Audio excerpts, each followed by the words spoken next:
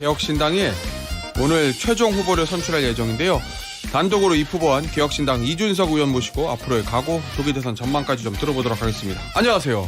예, 안녕하세요. 출근길에 눈길인데 다 안전하십니까? 대한민국을 안전하게 운전하겠습니다. 이준석입니다.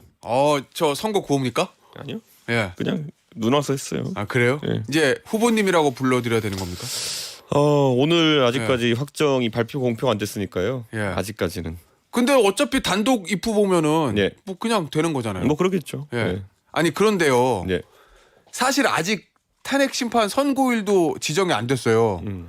그리고 어쨌든 뭐 확률상의 차이는 있지만 기대치는 좀 다르겠지만 아직 인용이 될지 기각이 될지 각하가 될지 결정도 안 났는데 벌써 저 후보 선출해가지고 조기 대선 준비하는 게 좀 이상하다는 생각도 드는데 좀 너무 이르다는 생각 안 들어요? 지난 대선 때는 정의당이랑 민주당도 그 탄핵이 나기 전에 사전 선출에 들어갔어요. 아 민주당도요? 네, 예. 근데 후보 확정된 건 아니잖아요. 그렇죠. 근데 저희가 이제 빠르게 움직일 수밖에 없던 건 탄핵 결정이 늦는 거지. 예. 저희가 빠른 게 아니라는 거죠. 지금 탄핵 결정이 원래 그래요? 예. 14일쯤에 날 거라고 다들 예상하고 있지 않았습니까?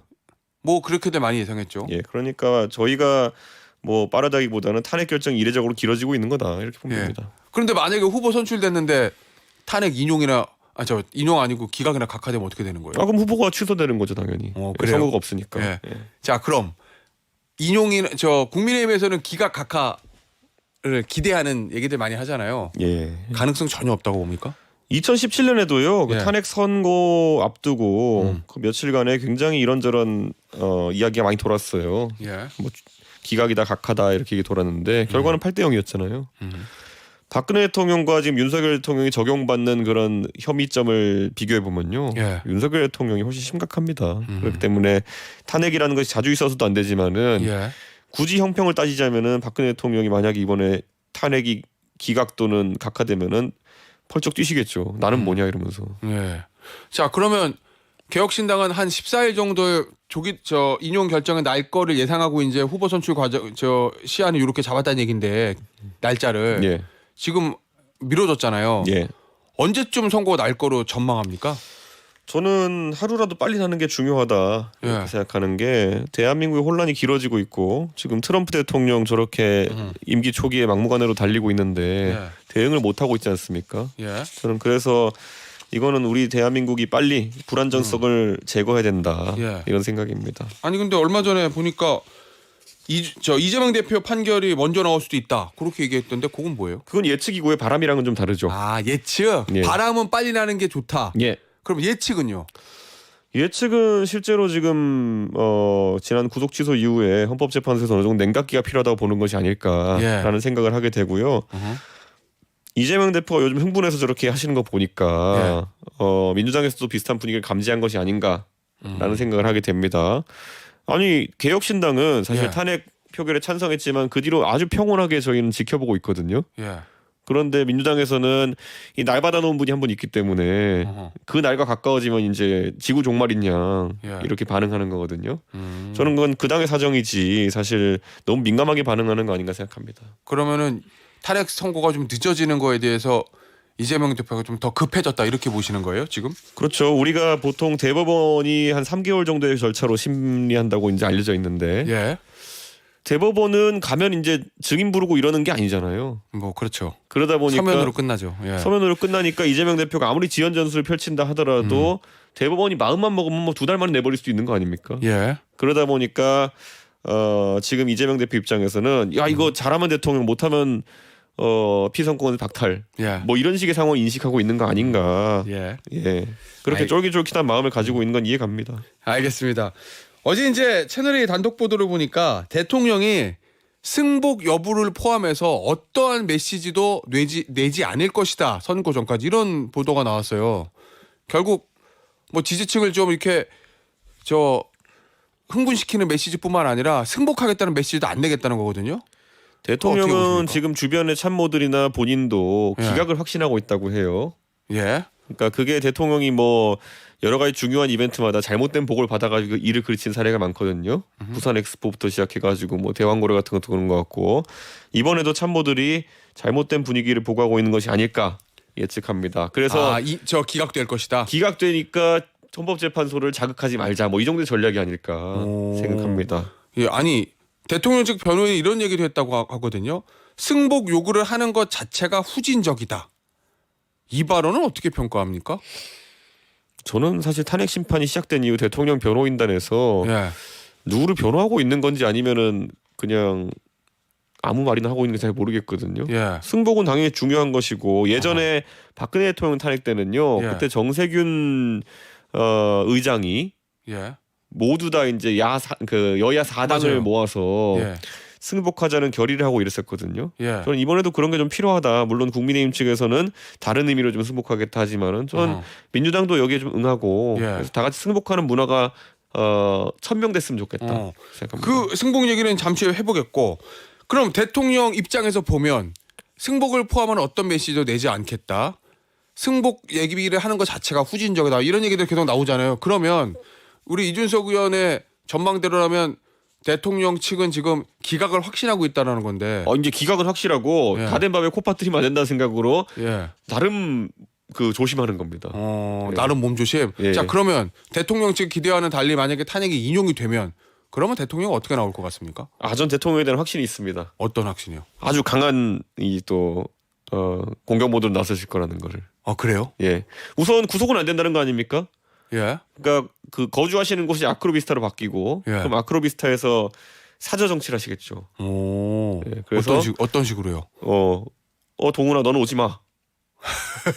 예. 예. 이 김 장관 여기 식사만 하러 오시고 오. 뭐 이런 거. 예. 그러면은 국민의힘의 조기 대선에 실질적인 개입을 할 거다. 그렇죠. 관저 예. 출입 사저 출입 여부 같은 걸로 예.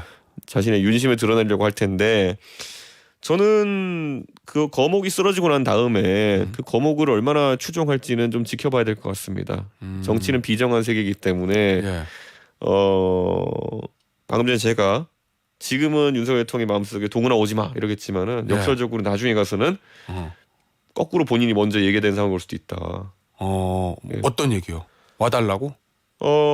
오랜만에 좀 풀자 뭐 이런 식으로 오. 나올 수도 있다. 왜냐하면 대통령 입장에서 봤을 때는 어쨌든 본인이 형사 재판을 받아야 되는 상황이고 예. 그 상황에서 적이 많은 건 좋지 않거든요. 예. 아니 그 얘기는 지금은 대통령의 영향력이 굉장히 많은 것 같지만 센 것 같지만 만약에 파면이 돼서 사저로 돌아가면 그 힘은 급격하게 빠질 것이다. 이런 얘기를 좀 내포하고 있는 겁니까? 대통령 자체가 잘 아시지만 감정 기복이 좀 심하신 분 아닙니까? 예. 그래서 지난 대선 때도 보면은 뭐 하루는 이제 술 드시면서 괄괄해가지고 이준석 뭐 가만 안 두겠다 이러다가 그 다음 날에는 전 90도 인사하면서 뭐 100년 만에 나올 당 대표입니다 이러고 이게 감정 기복이 심하세요. 그래요? 예, 그리고 그 감정인지 아니면 현실에 대한 그런 어떤 적응력인지 모르겠지만은 대통령이 이제 지금은 경호처 막 몇백 명 끼고 이렇게 위세 좋게 계시지만은 또 사저로 돌아가시면 다를 겁니다.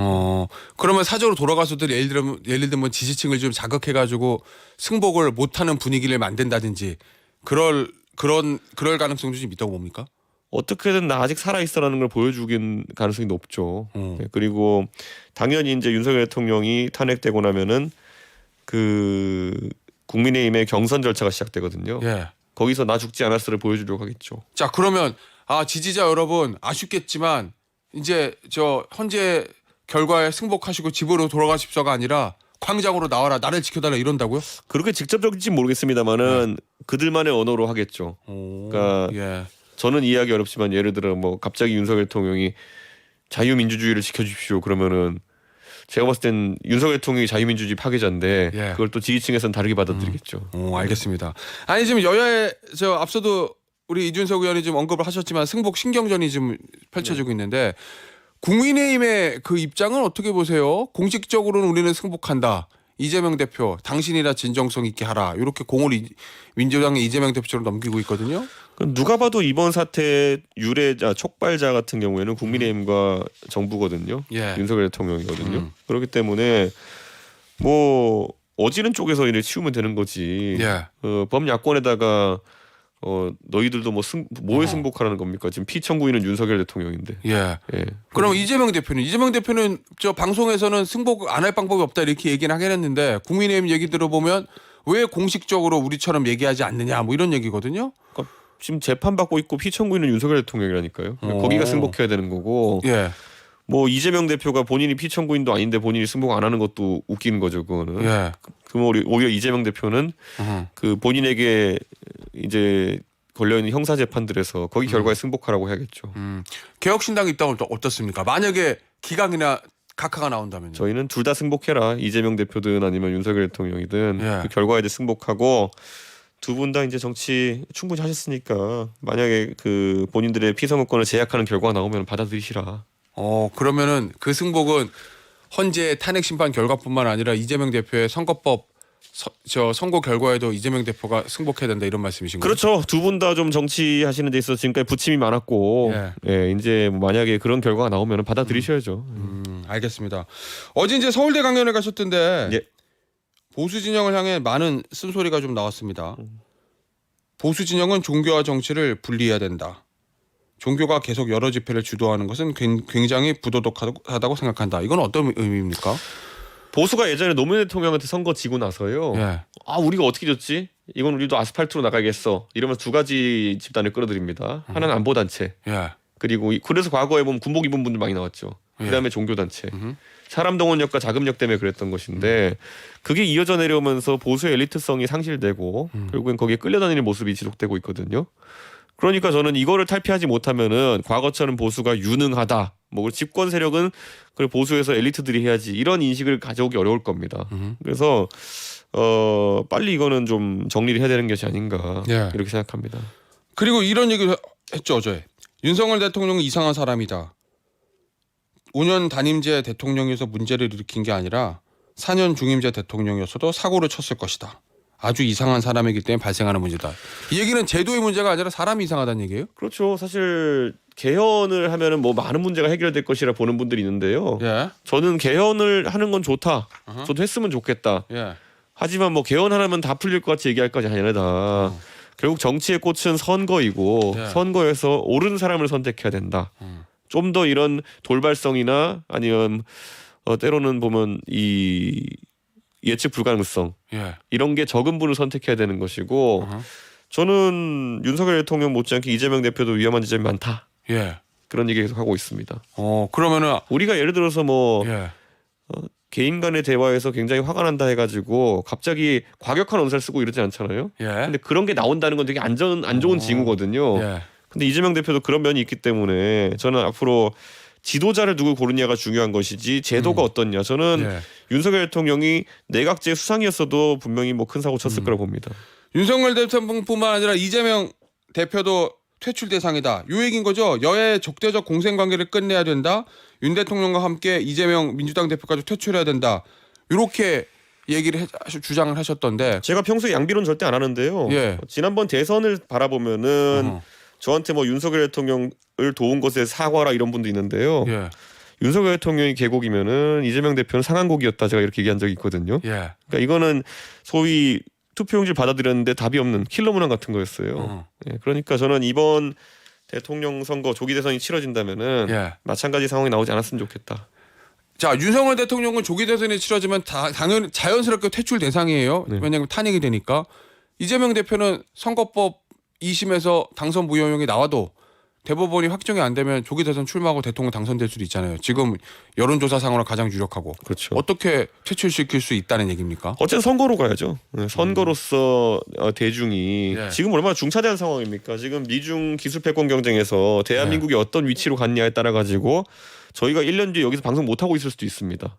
그때 가가지고 기업이 무너지고 이미 기업이 무너지기 시작했죠. 예. 예, 제가 기업 이름 대긴 좀 그렇지만은 여수와 포항에서 우리나라의 핵심 기간 산업들이 지금 위기에 빠지고 있거든요. 예. 근데 지금 뭐 한가하게 지금 서로 방탄하는 서로 감옥 보내려고 하는 사람들이 정치 지도자가 돼가지고 대한민국을 어떻게 앞으로 나가겠습니까? 예. 사실 아까 말했던 그 킬러 문항의 두 분, 윤석열, 이재명 두 분 정치하면서 맨날 정치에서 다루는 것이 누구 감옥 보내야 된다, 누구 방탄해야 된다 이런 것밖에 없지 않습니까? 예. 할 줄 아는 게 그밖에 없는 분들이라서 그래요. 알겠습니다. 대통령을 헌법재판소를 통해서 이재명 대표는 선거를 통해서 퇴출시킨다. 뭐 이게 이준석 의원의 계획이에요 지금. 그게 대한민국의 계획이 돼야죠. 네.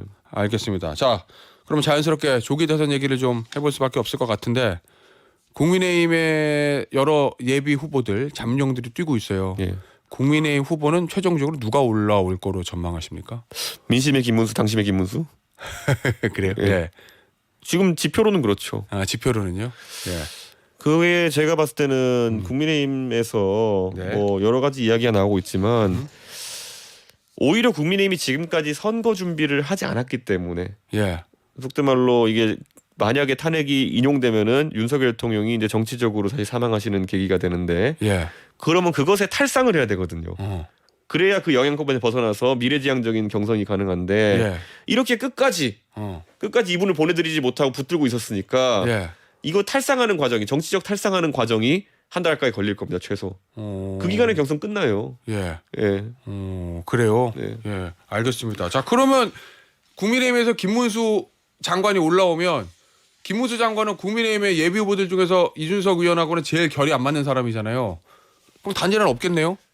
저랑 만나서 대화해보고 뭐 이렇게 하는 순위를 따지면요. 예. 아마 오세훈 홍준표 두 분은 저랑 워낙 친하고요. 예, 뭐 그렇죠. 김문수 장관도 저한테 되게 잘해주시고요. 예. 아버지 고등학교 선배입니다. 네. 그래요? 예. 그리고 아마 그 다음이 아마 이재명 대표쯤 되지 않을까. 예.